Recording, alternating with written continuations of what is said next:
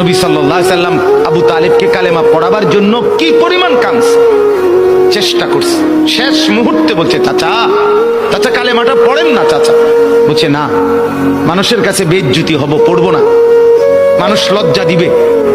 আল্লাহ নবী সাল্লাল্লাহু আলাইহি সাল্লাম বলছে, কানে কানে বলেন, আমি কাউকে শোনাবো না, আমি শুধু হাসরের মাঠে বলবো, মৃত্যু পর্যন্ত চাচা ওয়াদা দিলাম জগৎবাসীকে শোনাবো না আপনি ঈমান আনছিলেন, কানে কানে কন।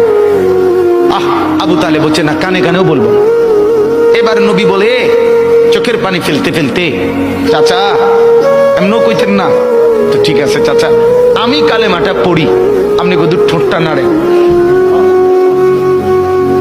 আপনি শুধু ঠোঁটটা নাড়বেন, আমি হাসরের দিন বলবো মাওলা আমার চাচা কালেমা পড়ছিল এজন্য ঠোঁট নাড়ছে, এর সুযোগ দেন। চাচা বলছে না না না, আমি ঠোঁটও নাড়বো না।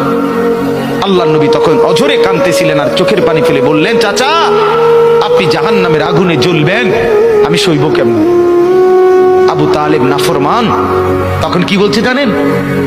আন্নারু খায়রুম মিনাল আর। মুহাম্মদ, মানুষের কাছে লজ্জা পাওয়ার চাইতে আগুনে জ্বলা অনেক ভালো।